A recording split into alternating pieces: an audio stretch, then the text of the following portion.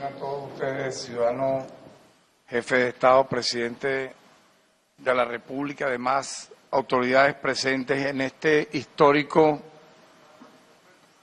Consejo de la Defensa de la Nación y Consejo de Estado, una reunión conjunta. Es para nosotros, ciudadano presidente de la República, un deber y una obligación institucional tanto para la comunidad nacional como para la comunidad internacional, rendir un balance, un informe exhaustivo de las investigaciones que este Ministerio Público inició, yo diría que el mismo 28 de julio, cuando comenzaron a sentirse los orígenes claros de un plan insurreccional que previamente ellos habían anunciado y que se terminó convirtiendo en abiertamente acciones terroristas, así las califico, criminales, con un poder de fuego inusitado en apenas unas horas. Por la gravedad de esos hechos, este Ministerio Público, bajo mi dirección, designó de forma inmediata la actuación coordinada y conjunta, y quiero así expresarlo, de las siguientes direcciones generales. La Dirección General contra la Delincuencia Organizada, contra delitos comunes, de protección de los derechos humanos y de apoyo a la investigación penal, para coordinar estas investigaciones en tiempo real.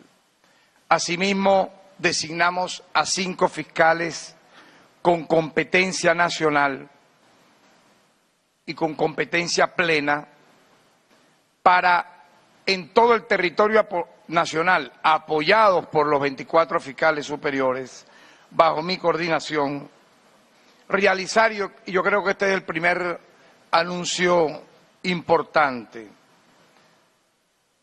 realizar por nuestros funcionarios 686 experticias y diligencias de investigación, de las cuales 532 son experticias criminalísticas y 92 son experticias forenses. Todo esto que estoy muy brevemente resumiendo, ciudadano presidente de la República, y me permito acá mostrar, descansa en estos 2 informes con anexos que yo estoy convencido y es nuestro deber institucional no solo mostrar ante este Consejo, sino ante el mundo, ante los organismos internacionales al que haya lugar, puesto que en este informe, que tiene obviamente sus medios de prueba, que tiene obviamente sus experticias en video, en fotos, en testimonio, nos habla claramente de este plan que, si usted me permite, es urgente, es importante, así sea de manera breve, expresar que no salió de la nada y no es un hecho aislado. Usted bien explicó los orígenes del neofascismo, del colonialismo español que exterminó sociedades enteras. Pero yo debiera, y es mi deber, recordar que Venezuela ha venido viviendo a partir del año 99 una escalada de acciones jamás vistas en el hemisferio occidental, a un punto tal que no puedo dejar de recordar que en el año 2002 se realizó el primer golpe de Estado mediático empresarial. Eso no se había visto golpes de Estado militares de carácter fascista e intentos, obviamente, de rebelión militar como la que encabezó el comandante heroico Hugo Chávez. Pero un golpe de Estado mediático, empresarial, con Fedecámaras, con todos los medios de comunicación privados, se vio en Venezuela por primera vez y tuvo su efecto con el 11 de abril del año 2002. Intentaron generar en Venezuela la revolución de colores, algo parecido como la primavera árabe y Euromaidán de Ucrania. Allí, debo recordar, porque es que fue paralelo, en Ucrania se derrocó a un gobierno legítimo mediante la estrategia de ocupar una plaza, la plaza de Kiev, generar manifestaciones, violencia y muertes para luego acusar al gobierno tras el derrocamiento de Yanukovych, el gobernante que encabezó el gobierno provisional. Finalmente fue elegido por los Estados Unidos directamente. Lo que vino después fue la aplicación de políticas neoliberales, aumento de la corrupción, la derechización de ese país en el marco del estallido de una guerra civil. Ahora bien, ¿quién financió todo eso? Los Estados Unidos, a través de organismos como la ANED y la USAID. Eso lo replicaron acá en Venezuela, ciudadano presidente, en el año 2014 con un plan tenebroso, maquiavélico, y no podemos dejar de olvidar los nombres de quienes firmaron ese comunicado. Conocido como La Salida, un llamado a derrocar un gobierno legítimamente constituido, presidido por su persona. Focos violentos, actos terroristas, y el trágico saldo en aquel momento fue de 43 personas fallecidas, 878 lesionados y 3.351 personas aprehendidas. Yo pudiera decir que los autores materiales e intelectuales fueron los mismos terroristas de hoy. En el 2017 se repitió el esquema, pero en esta ocasión con mayor poder de fuego y mayor apoyo logístico y mediático transnacional. Simple y llanamente las cadenas mundiales se encadenaron para transmitir en vivo lo que fue, según mi criterio, un embrión de guerra civil. No se trató solo de focos violentos, obstrucción de vías, manifestaciones, no. Yo pienso que literalmente allí Venezuela pudo conocer el origen y el desarrollo y la ejecución de los crímenes de odio. Yo quiero destacar claramente en este importante Consejo de Estado lo grave, lo terrible que implica un crimen de odio. No solamente el delito o la instigación a un delito de odio, sino el crimen de odio, que es la materialización del asesinato. Ello ocurre cuando una persona ataca a otra motivada exclusivamente por su pertenencia a un determinado grupo social. Son conductas violentas motivadas por prejuicios hacia la persona, por su sexo, raza, etnia, religión, identidad de género, nivel socioeconómico, nacionalidad, ideología o afiliación política, discapacidad u orientación sexual. En el caso venezolano fue estrictamente para perseguir y buscar exterminar al chavismo. Ahí no hay dudas. Es decir, crimen de odio en función de atacar y buscar exterminar a personas por su orientación política. Por ello, este nuevo episodio de violencia ha surgido por el desconocimiento de los resultados electorales emitidos por el Consejo Nacional Electoral. Hemos podido ver un concentrado. Aquí licuaron todo lo peor del 2014 y el 2017. Pero lo más grave, y yo quiero que no olvidemos esto, en apenas un lapso de 48 horas. No fue abril, mayo, junio, julio del año 2017. Solo en 48 horas, impresionante, en apenas 2 días. Este grupo de violencia se desató particularmente entre los días 29 y 30 de julio, cuando ocurrieron, y es bueno esta cifra ya conclusiva, el 84% de las muertes que ha registrado y está investigando el Ministerio Público. Sin embargo, debo felicitar que gracias a la acción decidida y coordinada entre el Ministerio Público, los órganos auxiliares de justicia, que incluyen obviamente cuerpos de seguridad del Estado, civiles y militares, y los tribunales penales, pudimos aplacar en pocas horas esta acción de carácter terrorista. No debo dejar de recordar lo que implicó casos emblemáticos en el 2017. Por ejemplo, el terrorífico episodio de crimen de odio cometido contra Orlando Figuera, quien fue golpeado, apuñaleado y prendido en fuego el 20 de mayo por manifestantes encapuchados en la Plaza Altamira de Caracas. Posteriormente falleció el 4 de junio. La innombrable fiscal de la época dijo que lo habían matado porque presuntamente se había robado un celular. Es decir, justificó dicho crimen en toda su inacción en esos meses, diciendo que era porque se había robado un celular. Sobre esto, como sabe usted, pesa una solicitud de extradición en contra de Enzo Franchini a España. Igualmente hubo un segundo caso brutal, el de Héctor Alejandro Anuel Blanco, de 35 años, quien murió el 18 de julio de ese año 2017 tras ser atacado con un artefacto explosivo mortero por manifestantes violentos identificados con la oposición de extrema derecha durante un trancazo, lo llamaban así, en Lechería, Estado Anzoátegui. Todo esto está documentado y es el preámbulo de lo que aquí pasó, porque ellos tecnificaron, ciudadano presidente, todo lo peor que hicieron en el golpe de Estado del 11 de abril del 2002, en las guarimbas del 2003 y en los embriones de guerra civil del 2014 y 2017, en estas 48 horas. Por lo tanto, estos antecedentes era necesario decirlo para que lo sepa la comunidad nacional e internacional. Lo ocurrido, usted lo ha dicho, no es una sorpresa. Es obligatorio tener los antecedentes. El domingo 22 de octubre del año 2023 se realizaron las llamadas primarias del sector radical de la oposición.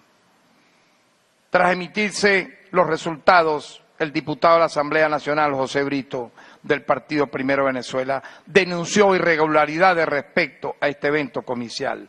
Incluso, no podemos olvidar, un miembro de la Comisión Técnica de las Primarias de esa oposición, Nelson Rampezar, denunció públicamente que las cifras ofrecidas por dicha Comisión Nacional de Primaria todas fueron abultadas.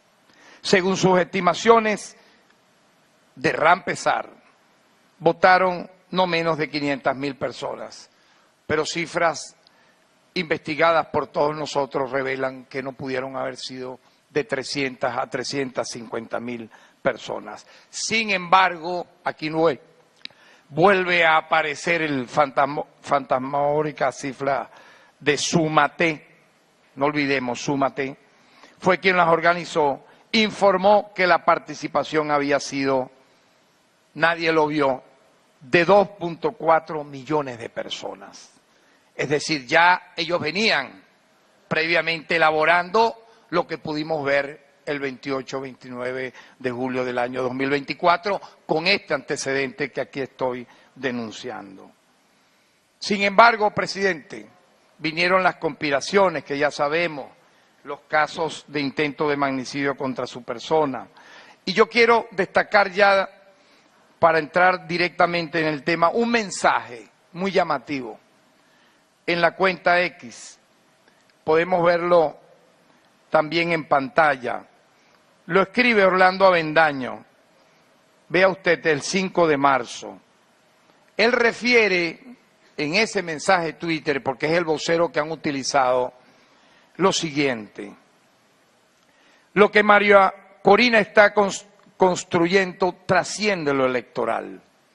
El ánimo en torno a ella es insurreccional. Así deben causarse para que haya elecciones libres. No toca pedirlas ni buscarlas, sino imponerlas. Por ello, la organización que se justifica es con lo electoral.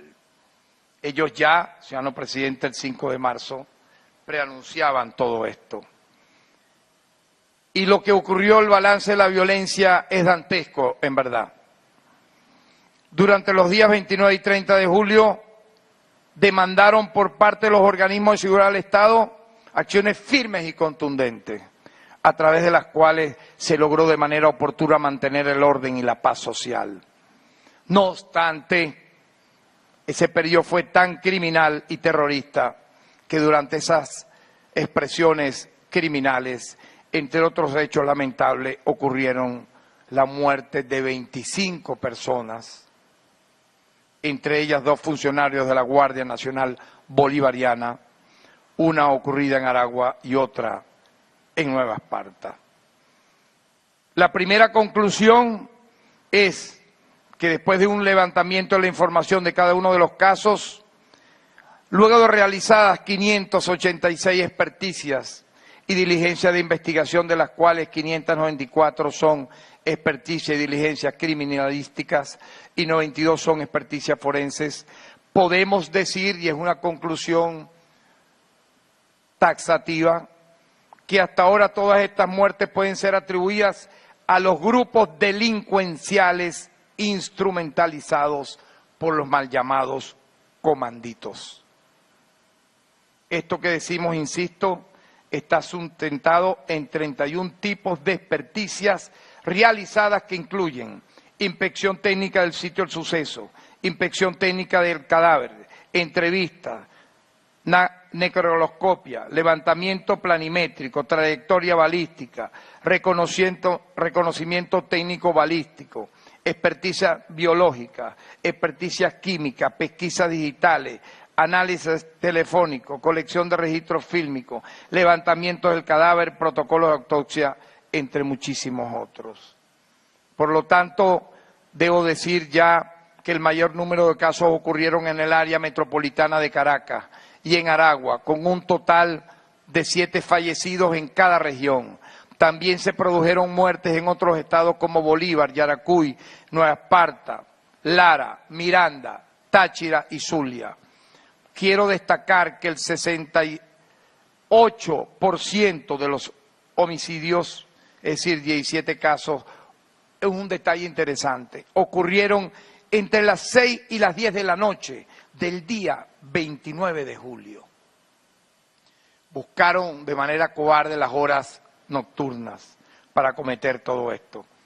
En este sentido, luego de designar los 5 fiscales nacionales respectivos, pudimos proceder a ver los daños provocados por estos violentos, aparte de las muertes.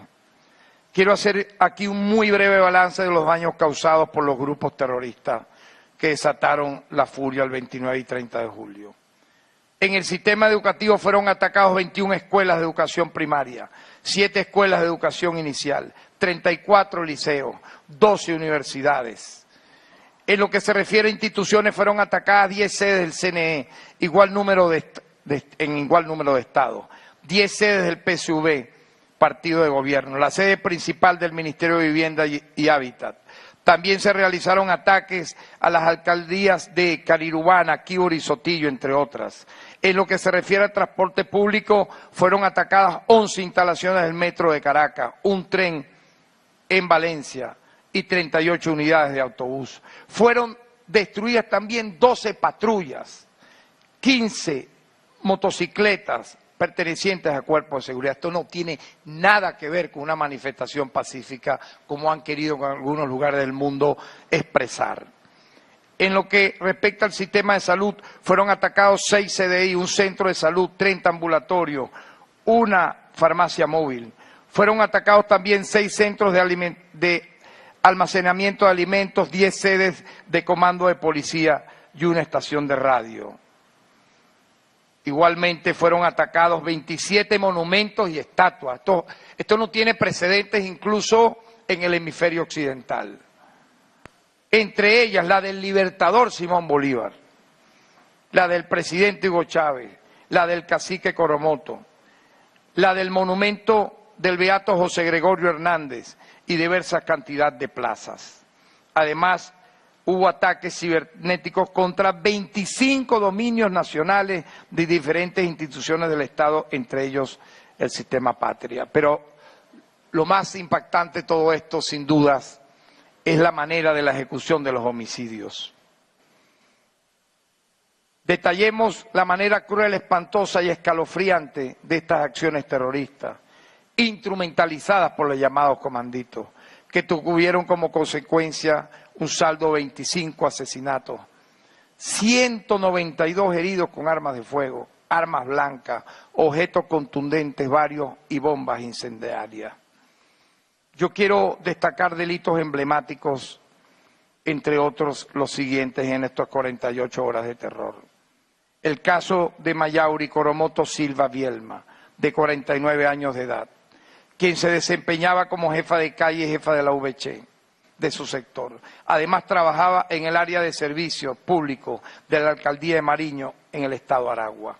El 3 de agosto en la noche en Turmero, Silva iba de regreso a su vivienda después de participar en una concentración de apoyo al gobierno junto a su hija, su nieta y 5 vecinos, cuando fue interceptada por Raifer Eduardo Seija Núñez, quien le disparó 3 veces y luego huyó en una moto con la ayuda de otros 2 hombres. La investigación determinó que estos 3 sujetos actuaron por órdenes y bajo pago de Fernando Venancio Martínez para dar muerte a Mayauri.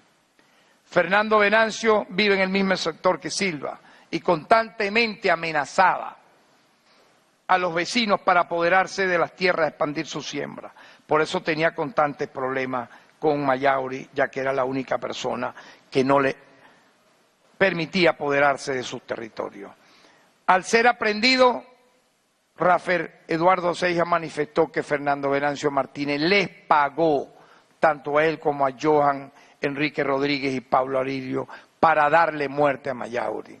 Asimismo expresó que Yosley de Lourdes Ramírez lo llamó para avisarle cuando la Yoxisa iba saliendo de la concentración. Como resultado de la investigación, se ha decretado 5 órdenes de aprehensión contra Pablo Alirio Reyes, Yosley de Lourdes Ramírez, Fernando Venancio Martínez, Reifer Eduardo Seija y Joan Enrique Rodríguez. Tanto el autor material como el autor intelectual y los informantes están detenidos. Un caso emblemático, no puedo dejar de decirlo porque aquí está representada la gloriosa Fuerza Armada Nacional Bolivariana. El caso del sargento primero de la Guardia Nacional Bolivariana, José Torres. En Maracay, el sargento primero de la Guardia Nacional Bolivariana, José Torres, acudió a realizar labores de orden público en la avenida Bolívar de esta ciudad, cumpliendo su deber, cuando grupos terroristas realizaron disparos contra los funcionarios. Torres recibió un disparo en el cuello que le causó la muerte. Durante las labores investigativas, al momento de realizar la autopsia de ley, se colectó del cadáver un proyectil calibre 22 alojado en la segunda vértebra cervical. De los elementos que se han aportado, se logró colectar registro fílmico, el cual logró ser experticiado y permitió observar a un ciudadano que posteriormente fue identificado como Reiner José Márquez Velázquez, quien se aprecia portando el arma de fuego, la cual, sumado a las declaraciones testimoniales conseguidas, acreditó la responsabilidad de este sujeto en la muerte de Torres. Reiner José Márquez Velázquez ya se encuentra detenido y para él habrá el pronóstico de la máxima pena. Otro caso doloroso, caso de la Guardia Nacional Jorman Martínez.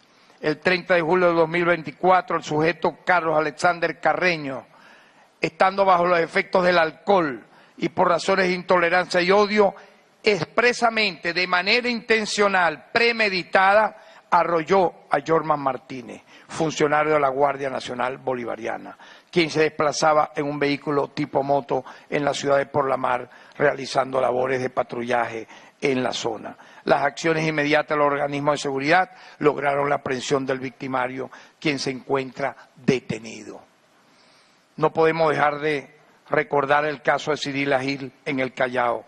Fue asesinada brutalmente por criminales ya identificados que actualmente se encuentran prófugos. La víctima presentó 48 heridas en la cabeza, con características cortantes y confusocortantes, lo que nos habla de una acción aberrante de violencia extrema, premeditada, donde de seguro No me cabe la menor duda, participaron varias personas. Esto resume lo más escalofriante, tal vez brutal y terrorífico de los crímenes de odio ejecutados a partir del 28 de julio por la extrema derecha. Obviamente hay otros casos que está trabajando el Ministerio Público, ocurridos de manera espantosa en el Valle, en Antímano, y que ya es importante destacar. Dos jóvenes que resultaron muertos en el Valle por presuntos integrantes de la banda, vea esto, del 70, identificados por los alias ampliamente conocidos, es decir, instrumentalizaron los grupos estructurados de delincuencia organizada, es decir, bandas delictivas vinculadas al terrorismo y al narcotráfico. Es importante, ciudadano presidente y demás miembros de este cuerpo, que veamos un video. Yo quiero destacar que tenemos 170, calculen ustedes, 170 videos experticiados. Pero este es un video que es un breve resumen de las acciones que aquí he tratado de manera muy sucinta de describir. Si podamos verlo, adelante. Sin palabras.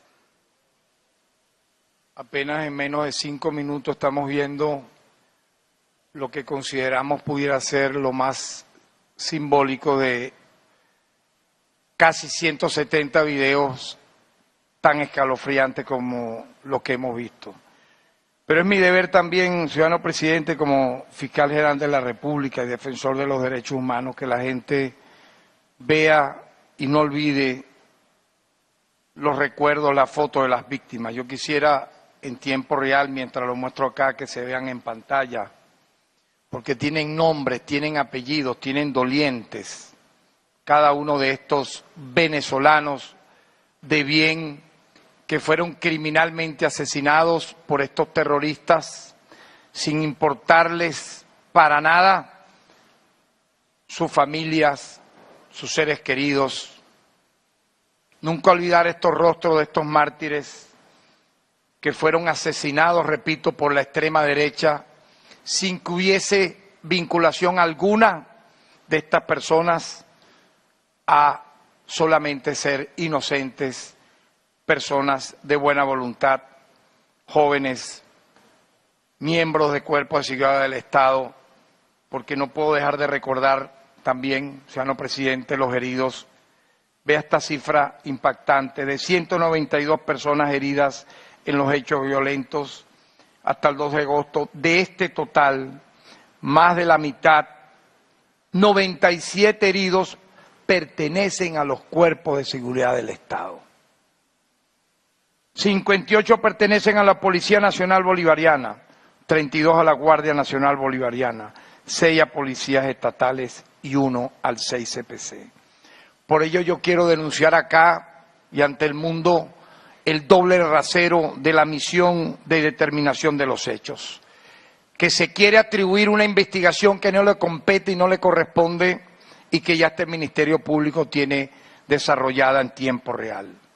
Ellos, bajo esa figura, desde el año 2019, se suponía que ellos iban a existir por unos meses, siguen actuando en contra de Venezuela, pero como no tienen ningún tipo de denuncia, porque no la hay, en relación a alguna violación a derechos humanos, han tenido el tupé de abrir una página web, algo así como clandestino, para que cualquier persona, vean esto, haga un montaje al estilo de las actas fraudulentas que presentaron luego a través de una empresa privada, tal vez decir tal y cual víctima. Aquí tenemos las víctimas, estas son las que hemos mostrado.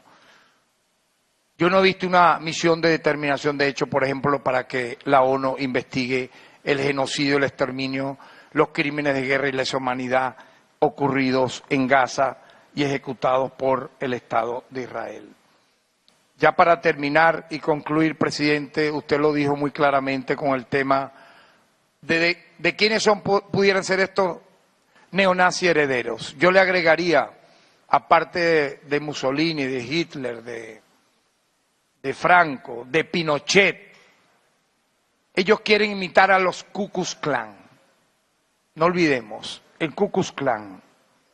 El Ku Klux Klan nace en 1865 por 6 jóvenes que se creían supremacistas y que habían combatido en las filas confederadas durante la Guerra Civil estadounidense. Esta organización se convirtió en un grupo de odio supremacista igual a este. Por eso yo digo que estos neonazis de los comanditos son herederos de los Ku Klux Klan. De odio supremacista blanco de extrema derecha que se dedicó a aterrorizar y matar, primero a afrodescendientes y después a personas judías, católicas, homosexuales, sindicalistas, comunistas, musulmanes, hasta personas blancas que defendían los derechos de las personas negras y cualquiera que no encajara en su ideología de supremacismo blanco. Por lo tanto, lo más importante que tengo que concluir en este informe es que vamos a precalificar delitos sumamente importantes, porque todo lo que aquí he mencionado de manera muy breve resume que estos sujetos identificados, algunos prófugos, otros detenidos, no nos vamos a sorprender, ciudadano presidente, si mañana dicen que son presos políticos, es el colmo. Tenemos cómo demostrar que la gran mayoría tenía antecedentes policiales, que actuaron bajo el efecto de las drogas y del alcohol. Vamos a precalificar los delitos según lo establecido en el Código Penal y Ley Orgánica contra la Delincuencia Organizada. Los delitos de homicidio calificado con alevosía y motivos fútiles e innobles, porte ilícito de arma de fuego, asociación para delinquir y terrorismo. Es lo que se merecen. Y el pueblo espera que contra ellos haya la máxima pena. Muchísimas gracias. Bueno, muchas gracias.